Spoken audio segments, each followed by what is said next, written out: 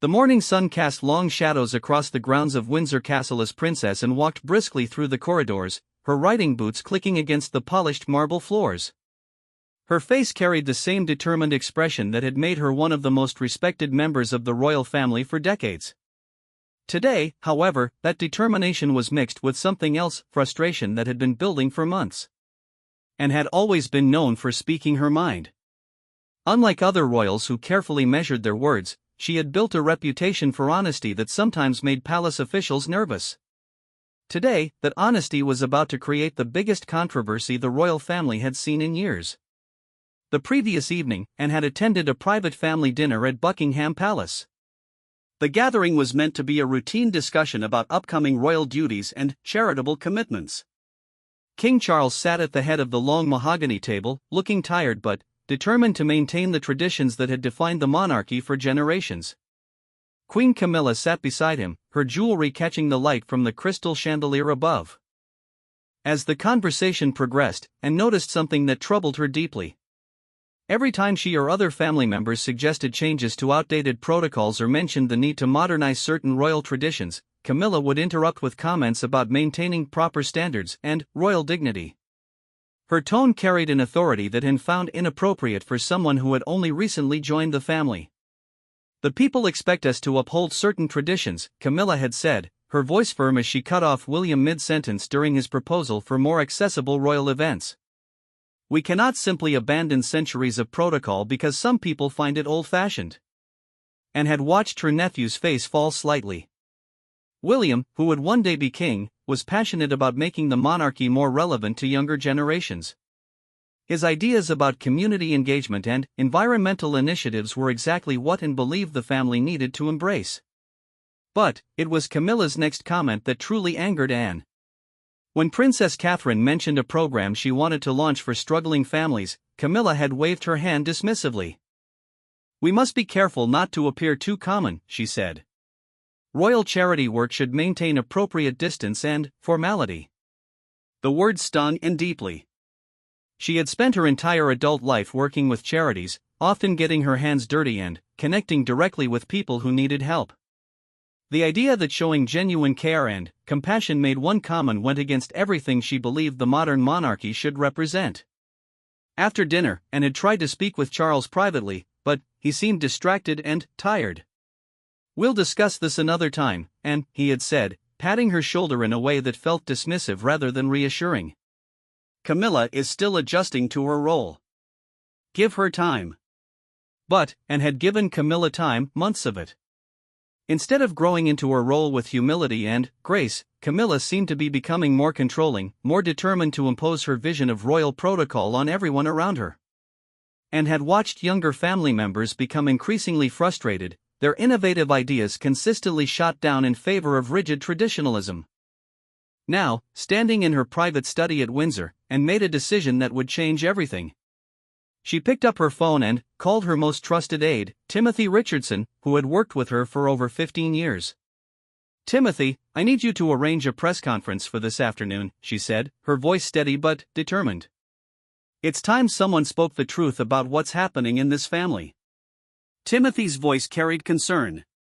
"Your Royal Highness, perhaps we should discuss this with the palace communications team first. Any unscheduled public appearance could create complications." The palace communications team answers to Camilla these days, and replied sharply. "That's exactly the problem I intend to address." Within hours, news of Princess Anne's unexpected press conference was spreading through media circles. Royal correspondents who had covered the family for decades were puzzled by the sudden announcement.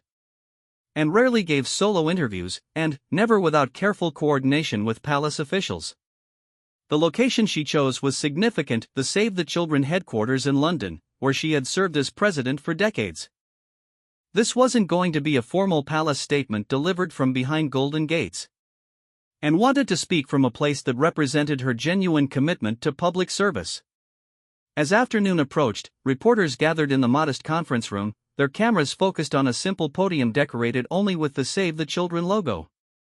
There were no royal standards, no formal portraits, no traditional symbols of monarchy, just a woman who had dedicated her life to service, preparing to speak her truth. and entered the room wearing a simple navy blue suit, her hair neat but not elaborately styled. She looked every inch the working royal she had always been, someone more comfortable in muddy fields visiting agricultural projects than in grand ballrooms. The room fell silent as she approached the podium. "Good afternoon," she began, her voice clear and confident. "I've called this press conference because I believe the British people deserve honesty from their royal family, particularly during times of change and challenge." She paused, looking directly into the cameras, knowing that her words would reach not only the public but also her family members watching from various royal residences. "For 70 years, my mother dedicated her life to serving this nation with dignity, humility, and an unwavering commitment to putting duty before personal preference. She understood that the monarchy exists to serve the people, not the other way around.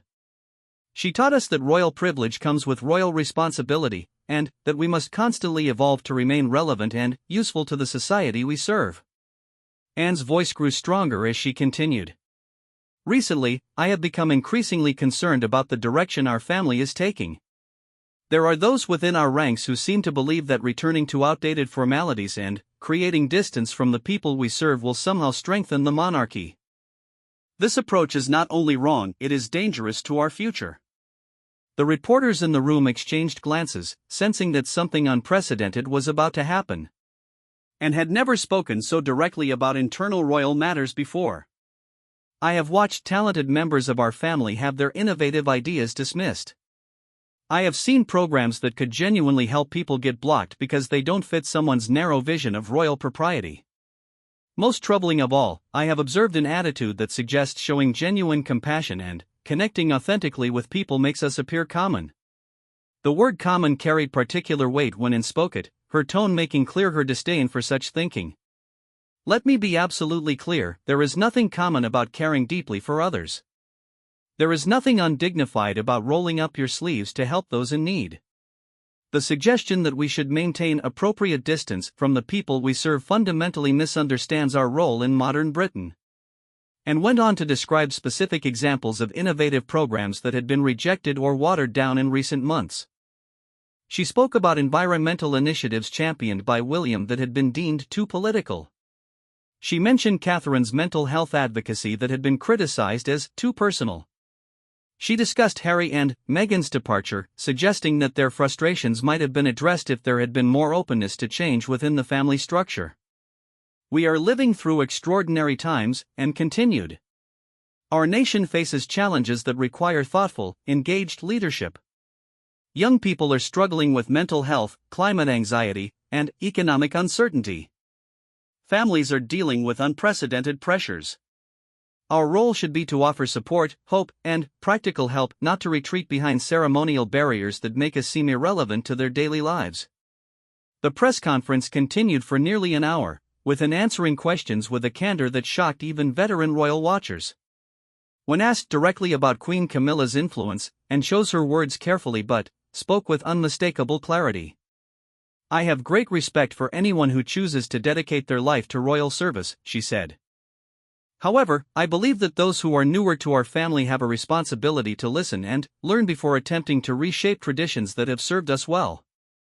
The monarchy has survived for over 1,000 years by adapting to changing times, not by becoming more rigid and exclusive." When another reporter asked about her relationship with King Charles, Anne's expression softened slightly. "My brother is a good man who has waited his entire life to serve as king. I believe he genuinely wants to do what's best for the country. However, I also believe that he, like all of us, can benefit from hearing different perspectives and considering alternative approaches. Leadership requires the courage to listen to uncomfortable truths." As the press conference concluded, Anne made one final statement that would be quoted in headlines around the world. "The monarchy does not belong to any one person or couple, it belongs to the British people. Our duty is to serve them with humility, authenticity, and genuine care. Anyone who forgets this fundamental truth puts our entire institution at risk." The immediate reaction was explosive. Within minutes, clips from Anne's press conference were trending on social media platforms around the world. Royal correspondents were scrambling to provide analysis of what many were calling the most significant royal controversy since the Diana era. Back at Buckingham Palace, staff members watched the coverage with growing alarm. The palace communications team, led by officials who had been carefully managing royal messaging for years, found themselves completely unprepared for such an unexpected development. Phone calls flew between various royal households as family members tried to understand what had motivated Anne's unprecedented public criticism. King Charles was in his private study when news of the press conference reached him. According to sources close to the king, his initial reaction was one of shock rather than anger. He had known and was frustrated with certain aspects of royal protocol, but he had not anticipated such a public confrontation. Queen Camilla's reaction, however, was reportedly quite different. Multiple sources described her as furious, feeling that Anne's comments were a direct personal attack on her character and her role within the family. The careful image management she had worked to establish over years felt threatened by Anne's blunt assessment of recent changes in royal protocol. The evening news broadcasts led with Anne's statements, with political commentators and royal experts offering various interpretations of what the princess's words might mean for the future of the monarchy. Some praised her courage in speaking honestly about internal tensions, while others worried that public disagreements could damage the institution's stability. International media picked up the story immediately, with headlines in newspapers from New York to Sydney analyzing Anne's royal rebellion. The British monarchy, which had worked hard to project unity and stability following various controversies over the past decades, suddenly found itself dealing with a very public family dispute. As night fell over London, members of the royal family retreated to their respective residences, each processing the day's events in their own way. Anne returned to her home at Gatcombe Park, feeling both exhausted and relieved that she had finally spoken her truth. The silence she had maintained for months while watching concerning changes within her family had become unbearable. The impact of her words would only grow in the coming days, as the public, media, and her own family members grappled with the implications of what she had said. Anne had always been known for her direct approach and unwillingness to engage in pretense. Today, those qualities had led her to take a stand that would force her family to confront difficult questions about their direction and priorities. The stage was now set for a confrontation that would test not only family relationships but the very foundations of how the modern monarchy would operate in the years ahead. Anne's bold protest had lit a fuse that would continue burning, creating pressure for changes that some family members welcomed and others deeply resented. The question now was how King Charles would respond to his sister's public challenge, and whether the unity that had been carefully maintained since his coronation could survive such an unprecedented display of internal discord. The aftermath of Princess Anne's explosive press conference sent shockwaves through every corner of the royal family's world. By dawn the next morning, international headlines were declaring everything from royal rebellion to palace in crisis, while social media exploded with millions of comments supporting or criticizing Anne's unprecedented public stance. At Buckingham Palace, the atmosphere was tense beyond anything staff members had experienced in recent memory. The usually calm corridors buzzed with whispered conversations as household employees tried to understand what Anne's statements might mean for their daily routines and long-term job security. The carefully orchestrated machinery of royal protocol, which typically ran with clockwork precision, suddenly felt uncertain and chaotic. Queen Camilla had spent a sleepless night in the royal apartments, pacing between windows that overlooked the palace gardens. Her husband found her there at dawn, still wearing the same dress she had put on the previous morning, her usually perfect appearance showing signs of the emotional turmoil she was experiencing. "Charles, this cannot stand," she said without turning to face him. Her voice carried a steel that palace staff had grown accustomed to, but now it was sharpened by genuine anger and something that might have been fear. "Your sister has essentially declared war on everything we've worked to establish. She's made me look like some sort of villain who's destroying your family's traditions." King Charles, still in his dressing gown, approached his wife cautiously.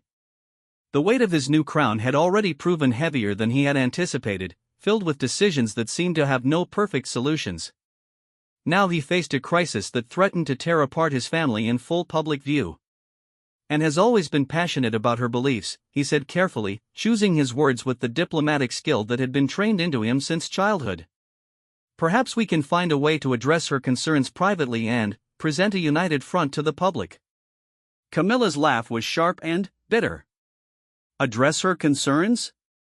Charles, she didn't just express concerns yesterday, she launched a calculated attack on my character and my role in this family. She essentially told the entire world that I'm trying to turn back the clock and make the monarchy irrelevant. How exactly do you propose we address that privately when she's already made it devastatingly public? The Queen's analysis was not entirely wrong. Anne's carefully chosen words had indeed painted a picture of internal conflict that would be difficult to explain away as a simple misunderstanding. The specific examples she had cited, the tone she had used, and the setting she had chosen all suggested a level of frustration that had been building for months. Meanwhile, at Clarence's house, Prince William and Princess Catherine were dealing with their own complex reactions to Anne's statements. William felt a mixture of vindication and concerned. Vindication because someone had finally voiced the frustrations he had been feeling about having his ideas consistently dismissed, but concern about what this public division might mean for the institution he would one day inherit. She said everything we've been thinking, Catherine remarked as they watched the morning news coverage over breakfast.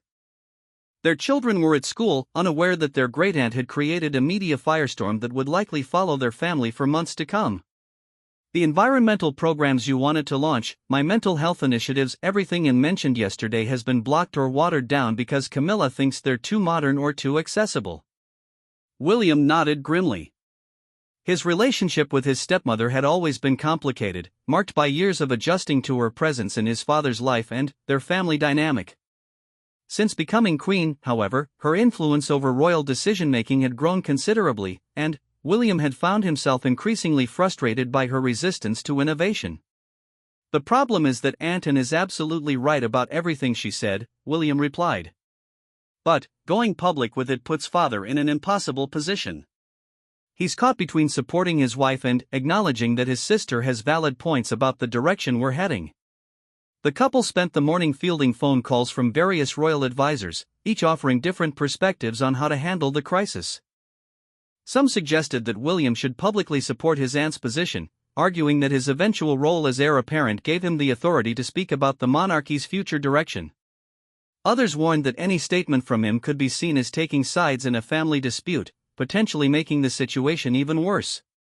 At the same time, public reaction to Anne's press conference was overwhelmingly positive. Opinion polls conducted overnight showed that nearly 70% of British citizens agreed with her assessment that the royal family needed to be more accessible and responsive to modern concerns. Social media was filled with praise for her honesty and courage, with many people expressing hope that her words might lead to meaningful changes in royal protocol. The support extended beyond Britain's borders. International media coverage was largely favorable, with commentators praising Anne's willingness to speak honestly about institutional problems rather than maintaining a facade of perfection. American newspapers ran editorials comparing her courage to that of other royal family members who had challenged tradition in the past. This widespread public support created additional pressure on King Charles to respond carefully. Dismissing his sister's concerns too quickly could be seen as ignoring public opinion, but supporting her position too strongly would essentially validate criticism of his wife and his own leadership decisions. By midday, the palace communications team had drafted several potential responses, each taking a different approach to the crisis. The first option was to minimize the significance of Anne's statements, characterizing them as personal opinions that didn't reflect official royal policy. The second was to acknowledge her concerns while emphasizing the family's commitment to unity and constructive dialogue. The third, most radical option was to embrace her critique and announce concrete changes to royal protocol that would address her specific concerns. Charles reviewed these options in his private study, surrounded by advisors who had served the royal family for decades. The gravity of the decision was evident in their careful, measured tones as they outlined the potential consequences of each approach. "Your Majesty," said Sir Christopher Pearson, the palace's most senior communications advisor, "we must consider that any response we make will be scrutinized for what it reveals about family dynamics. If we dismiss Princess Anne's concerns too readily, we risk appearing disconnected from public sentiment. If we validate her criticism too strongly, we undermine Queen Camilla's authority and suggest instability in your marriage." The king rubbed his temples, feeling the familiar pressure that had become his constant companion since ascending to the throne. Every decision seemed to carry enormous weight, with consequences that extended far beyond his immediate family to the institution of monarchy itself. "What is Anne's current position?" Charles asked. Has she made any statements since yesterday's press conference? She has declined all interview requests, replied another advisor. However, her office has confirmed that she stands by everything she said yesterday and is prepared to elaborate further if necessary. She appears to be waiting for our response before determining her next move. This news created additional anxiety within the palace. Anne's strategic silence suggested that she had thought carefully about her next steps and was prepared for various scenarios. Her decades of experience with media management and public relations made her a formidable opponent if this situation escalated into an ongoing public disagreement. At Highgrove House, Charles's country residence, Queen Camilla was meeting with her own trusted advisors. Unlike the king's team, which had to balance multiple family relationships and institutional concerns, Camilla's advisors were focused primarily on protecting her reputation and defending her role within the royal family. "This is clearly a coordinated attack," insisted Lady Margaret Thornton, who had been Camilla's closest confidant for years. "And chose her timing, her venue, and her words too carefully for this to be a spontaneous expression of frustration. She's been planning this intervention for weeks, possibly months." Camilla nodded slowly, her anger from the previous evening having crystallized into something more calculated and determined. "The question is what we do about it. I refuse to be driven from my rightful position by someone who resents the fact that Charles chose to marry me rather than live alone for the rest of his life." The Queen's assessment of Anne's motivations may have been colored by her own insecurities, but there was some truth to her observation about the strategic nature of Anne's press conference. The princess had indeed chosen her timing carefully, waiting until after the king's first major overseas tour when public attention was focused on royal activities, and just before several important charitable events where the royal protocol disputes would be most visible. "I suggest we fight back," Camilla continued. "And wants to paint me as some sort of rigid traditionalist who's destroying the monarchy's connection to the people. Let's show the public who I really am and what I've actually contributed to this family." This approach would mark a significant departure from traditional royal crisis management, which typically emphasized discretion and avoiding public confrontation.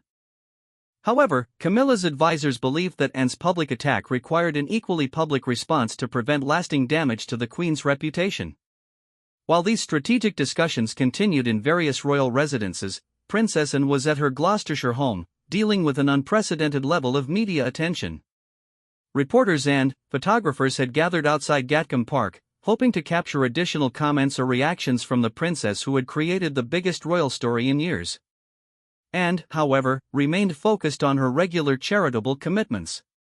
She had scheduled visits to 3 different organizations that day, and she proceeded with these appointments despite the media circus surrounding her.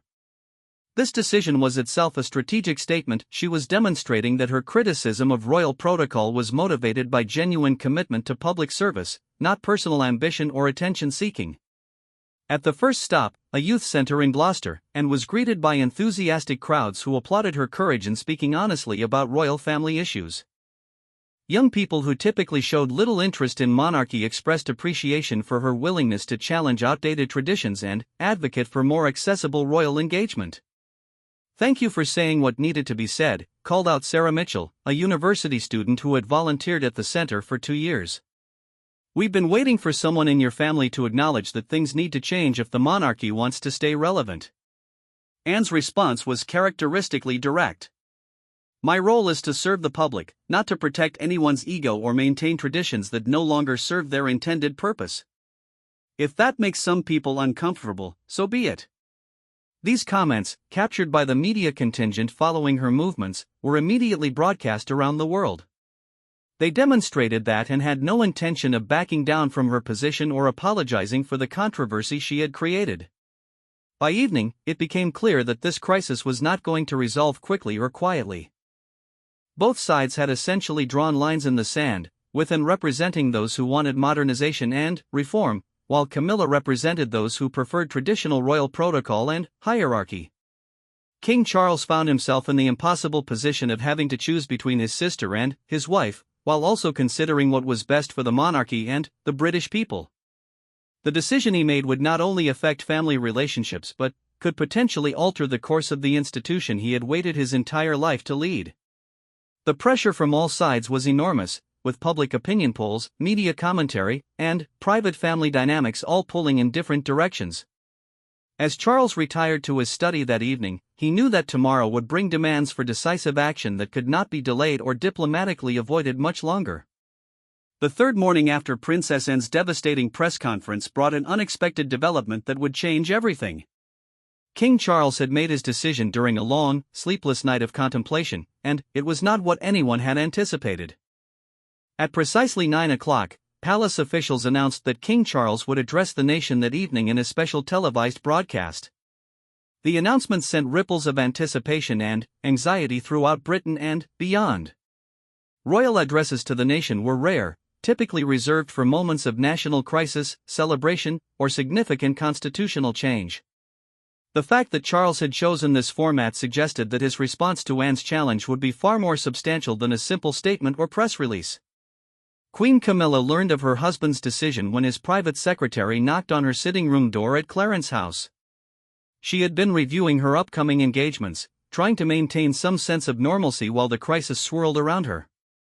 The news that Charles planned a national address without consulting her first struck her like a physical blow. "He's going to abandon me," she said aloud to her lady-in-waiting, Lady Susan Harper, who had served the Queen faithfully for over a decade. "After everything we've built together, after all the years of criticism and public scrutiny we've endured, he's going to sacrifice our marriage to appease his sister and save his crown." Lady Susan, who had witnessed Camilla's journey from the most criticized woman in Britain to beloved Queen consort, felt her heart break for her employer.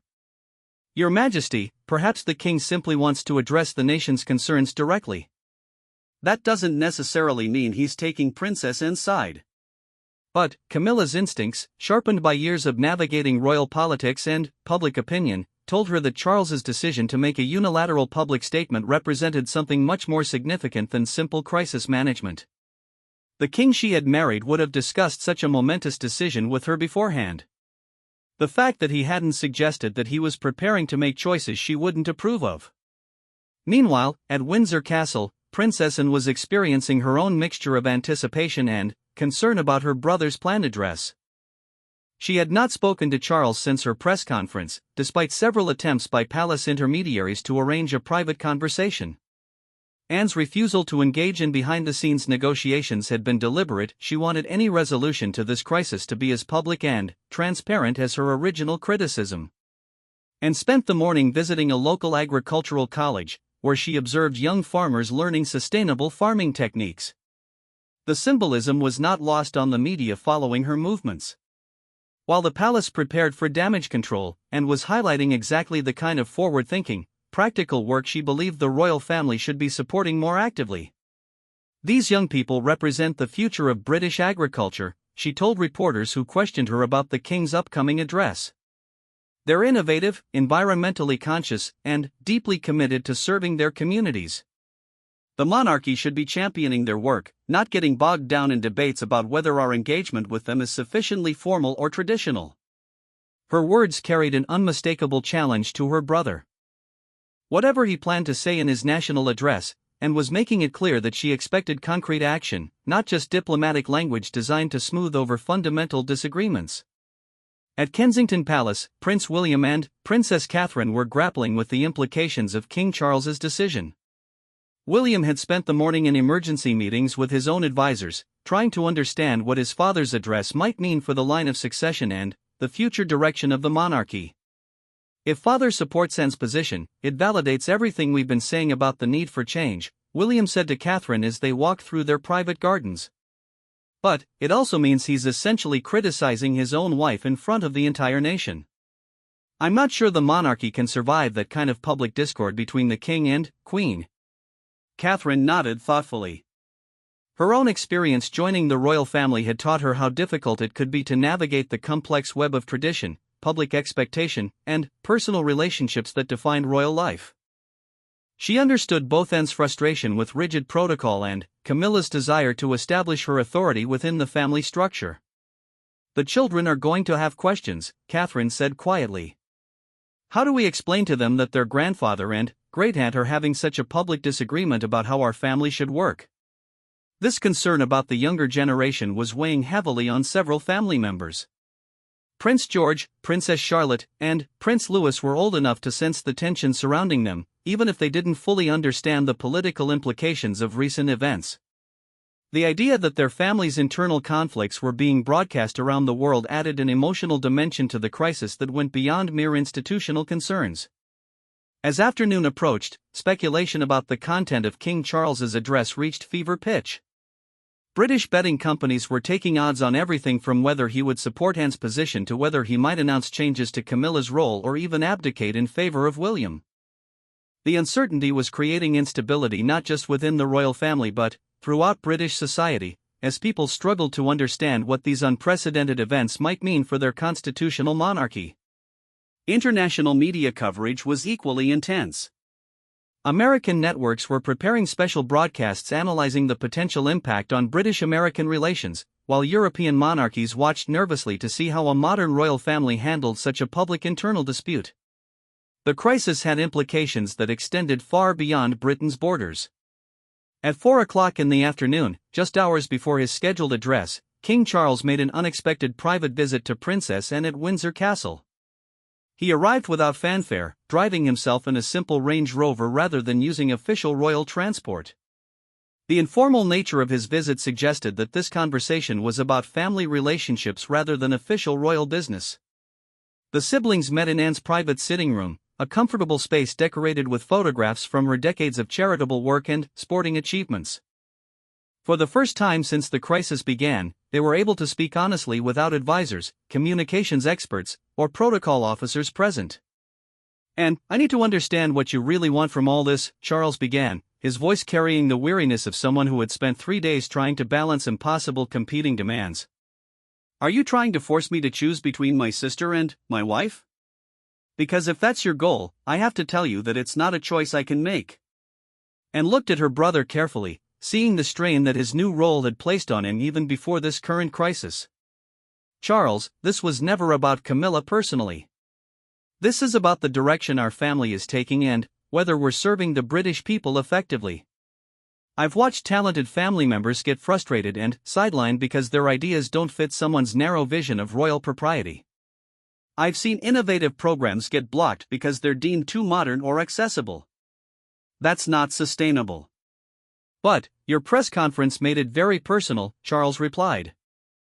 "The way you spoke about appropriate distance and maintaining formality, everyone understood you were talking about Camilla's influence. She feels like you've painted her as some sort of villain who's destroying our connection to the people." Anne's expression softened slightly, showing a glimpse of the complex emotions she had been managing since deciding to go public with her concerns. "I'm sorry if Camilla feels attacked personally. That wasn't my intention. But, Charles, you have to understand that when family members repeatedly have their ideas dismissed or modified beyond recognition, and when those dismissals consistently come with comments about maintaining traditional standards and avoiding common behavior, people notice patterns." The king was quiet for a long moment, considering his sister's words. "What would you have me do, Anne? You've created a public crisis that requires some kind of response. I can't simply ignore what you said, but I also can't destroy my marriage or Camilla's position in the family. I want you to remember why we exist," Anne replied firmly. "We exist to serve the British people, not to make ourselves feel important or powerful. Every decision we make should be evaluated based on whether it helps us do that job better. If certain protocols or traditions are getting in the way of effective service, we should have the courage to change them." Charles stood and walked to the window, looking out at the grounds where he had played as a child alongside Anne and their younger brothers. The weight of history and tradition felt enormous, but so did the responsibility to ensure that the monarchy remained relevant and useful to the British people. "I've made my decision about what to say tonight," he said finally. "I hope you can support it, but I understand if you can't." After Charles left, Anne sat alone in her sitting room, wondering if she had pushed too hard or not hard enough. The conversation with her brother had clarified some things while making others more complicated. She sensed that his address to the nation would be significant, but she couldn't predict whether it would represent the kind of fundamental change she believed was necessary. As evening approached, television networks around the world prepared for live coverage of King Charles's address. The speech was being broadcast from Windsor Castle, in the same room where Queen Elizabeth II had delivered many of her most important addresses to the nation. The choice of location was deliberate, connecting Charles's words to the continuity of the monarchy while also allowing him to speak from a more personal, less formal setting than Buckingham Palace. At 7:30, exactly as scheduled, King Charles appeared on screens around the world. He sat behind a simple wooden desk, wearing a dark suit rather than military uniform or formal robes. The setting was designed to convey accessibility and approachability rather than imperial grandeur. "Good evening," he began, his voice steady and clear.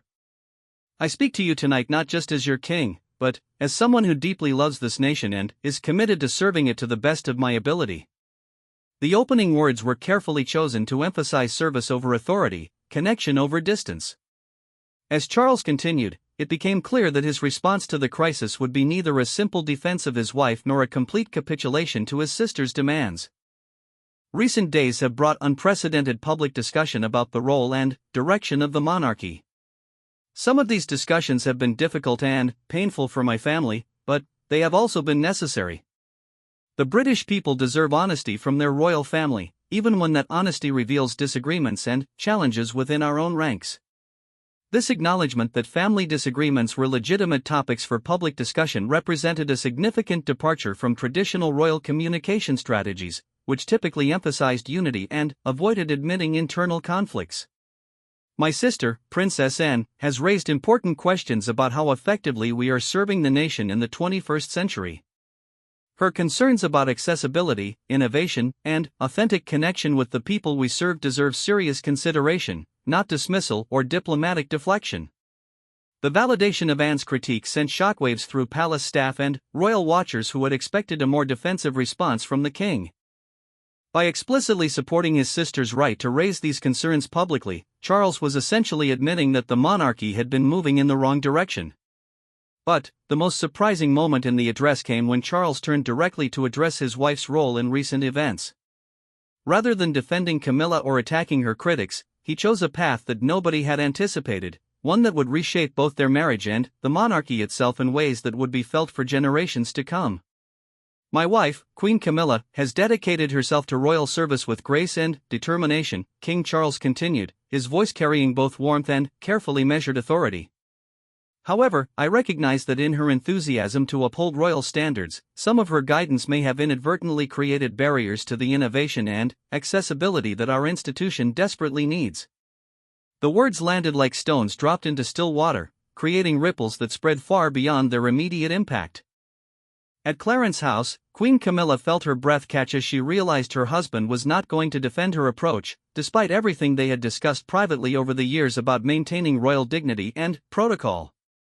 Therefore, Charles continued, looking directly into the camera with an intensity that conveyed both resolve and vulnerability, "I am announcing several immediate changes to how our family will operate going forward. These changes are not punishments or corrections, but rather adjustments designed to ensure that we serve the British people as effectively as possible." The king paused, allowing the gravity of his words to settle before outlining what would become known as the Windsor Reforms, a series of structural changes that would fundamentally alter how the royal family functioned. "First, we are establishing a new Royal Innovation Council, to be chaired jointly by Princess Anne and Prince William. This council will review all proposed royal programs and initiatives, with the explicit mandate to prioritize public benefit over traditional protocol. Every member of our family will have the opportunity to present ideas directly to this council, without intermediary approval or modification." This announcement effectively removed Queen Camilla from her informal role as gatekeeper for family initiatives, while elevating Anne's position within the royal hierarchy in recognition of her decades of effective public service. "Second, we are implementing new accessibility standards for all royal events and engagements. Our goal is to ensure that every interaction between the royal family and the public feels genuine, meaningful, and relevant to people's daily lives. We will be reducing formal protocol that creates unnecessary barriers between ourselves and those we serve." Princess Catherine, watching from Kensington Palace, felt a surge of hope and excitement. The environmental programs she had wanted to launch, the mental health initiatives that had been watered down, the community engagement projects that had been deemed too informal, all of these could now move forward under the new framework Charles was announcing. Third, and perhaps most importantly, we are establishing a new principle that will guide all our decisions, the principle of service accountability. Every royal protocol, every tradition, every formal requirement will be evaluated regularly based on a simple question: does this help us serve the British people more effectively, or does it exist only to maintain our own comfort and authority? The implications of this principle were staggering. It meant that centuries of royal tradition could now be questioned, modified, or eliminated if they were found to interfere with effective public service. For an institution built on tradition and precedent, this represented revolutionary change. But Charles wasn't finished. The most significant announcement was yet to come. Finally, I want to address the role of Queen Camilla in these changes. My wife has served with dedication and good intentions, but I recognize that her approach to royal protocol has sometimes conflicted with the more accessible, innovative direction that our family needs to embrace. Queen Camilla, still watching from her sitting room, felt tears beginning to form as she realized what was coming next. Therefore, Queen Camilla will be stepping back from her advisory role regarding family protocols and public engagements. She will continue to fulfill her ceremonial duties and pursue her personal charitable interests, but she will no longer have input into how other family members conduct their royal work or engage with the public.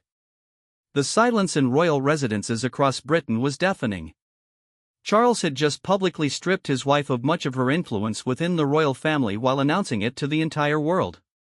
The humiliation was unprecedented in modern royal history. This decision was not made lightly, Charles continued, his voice now carrying a note of sadness that revealed the personal cost of his choice. But leadership sometimes requires difficult decisions that prioritize institutional welfare over personal relationships. I believe these changes will allow our family to serve more effectively while honoring the best traditions of British monarchy. At Windsor Castle, Princess Anne sat perfectly still, processing the magnitude of what her brother had just announced. Her press conference had been designed to force change, but she had never imagined that Charles would make such dramatic reforms or that he would essentially choose the institution over his marriage in such a public way. The King's address concluded with a direct appeal to the British people. I ask for your patience as we implement these changes and your continued support as we work to prove that the monarchy can evolve while maintaining its essential character. The criticisms raised by Princess Anne were not comfortable for our family to hear, but they were necessary. Sometimes the most loving thing family members can do is tell each other difficult truths. As the broadcast ended, the immediate reaction was a mixture of shock, admiration, and concern about what these unprecedented changes might mean for royal stability. Social media exploded with comments ranging from praise for Charles's courage to worry about the personal cost of his decisions. Within the royal family itself, reactions varied dramatically. Prince William called Princess Anne immediately after the broadcast, expressing both gratitude for her courage and amazement at their father's response. "I never thought he would go this far," William said. "But these changes mean we can finally do the work we've wanted to do for years." Princess Catherine was equally moved, seeing new possibilities for the program she had been passionate about but unable to fully implement. "Your aunt may have saved the monarchy," she told William. "The changes Charles announced tonight could make us actually relevant to young people and families who have felt disconnected from royal work." At Highgrove House, Queen Camilla's reaction was one of devastation mixed with bitter anger. The woman who had worked for decades to establish her place within the royal family, who had endured years of public criticism and gradually won acceptance, now found herself publicly diminished by her own husband. "He chose the crown over our marriage," she told Lady Margaret Thornton, who had rushed to Highgrove as soon as the broadcast ended. "Everything we built together, all the influence and authority I've gained, he's just thrown it away to appease his sister and save his own reputation." Lady Margaret, who had advised Camilla through some of the darkest periods of her public life, struggled to find words of comfort. The Queen's assessment was largely accurate. Charles had indeed prioritized institutional reform over his wife's position within the family hierarchy. "What do I do now?" Camilla asked, her voice breaking for the first time since the crisis began. "How do I show my face at public events knowing that everyone understands I've been stripped of real influence? How do I pretend that my marriage hasn't just been humiliated in front of the entire world?" The questions were painful and immediate, but they reflected larger concerns about what the Windsor reforms would mean in practice. Royal marriages had survived many challenges throughout history, but few had been tested by such public disagreement and institutional reorganization. Meanwhile, public reaction to Charles's announcement was overwhelmingly positive. Opinion polls conducted immediately after the broadcast showed approval ratings for the monarchy reaching levels not seen since the early years of Queen Elizabeth II's reign. People particularly praised the king's willingness to admit mistakes and make difficult changes rather than defending problematic traditions. "This is exactly what the monarchy needed," said Dr. Sarah Williams, a constitutional expert at Oxford University, in an interview with BBC News. King Charles has essentially modernized the institution overnight while maintaining its essential character. He's shown that the royal family can evolve and respond to legitimate criticism instead of just maintaining traditional approaches that no longer serve the public effectively. International reaction was similarly positive, with democratic leaders around the world praising Charles's commitment to service accountability and accessibility.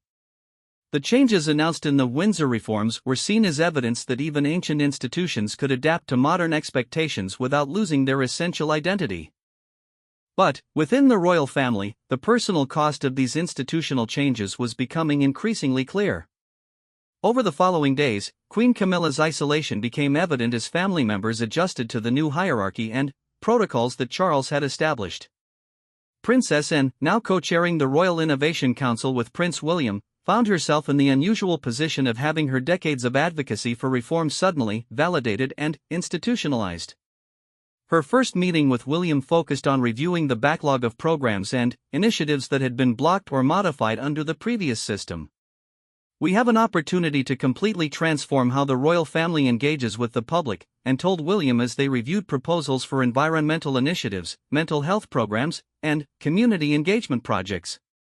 "But we also have a responsibility to prove that these changes will actually benefit the British people, not just make us feel more relevant or progressive." William nodded, understanding the weight of responsibility that came with their new roles. "The whole world is watching to see if we can make this work. We have to show that accessibility and innovation don't mean abandoning the dignity and service that have always defined the monarchy at its best." Meanwhile, Queen Camilla was grappling with her dramatically reduced role within the family structure.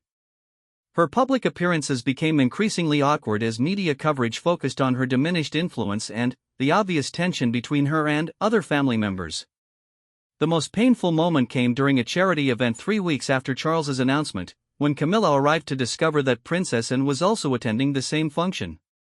The two women, who had maintained a polite but distant relationship for years, now found themselves representing opposite sides of the royal reform debate. Their interaction was brief and formal, observed by dozens of photographers and royal correspondents who analyzed every gesture and expression for signs of ongoing conflict. The photographs from that event would become symbols of how fundamentally the royal family's internal dynamics had shifted. As months passed, the effectiveness of the Windsor reforms became increasingly apparent.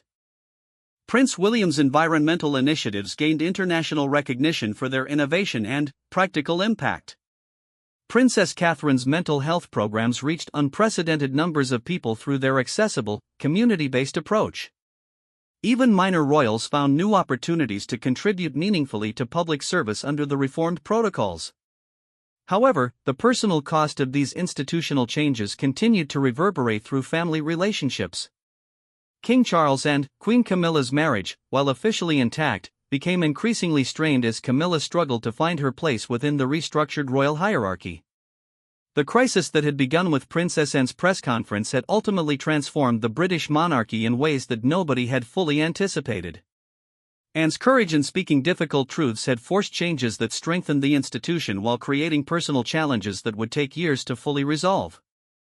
The Windsor reforms would be studied by constitutional scholars and royal historians as a pivotal moment when an ancient institution chose evolution over tradition, service over comfort, and public accountability over internal harmony. Princess Anne's bold protest had not only succeeded in forcing change, it had catalyzed a transformation that redefined what it meant to be royal in the modern world.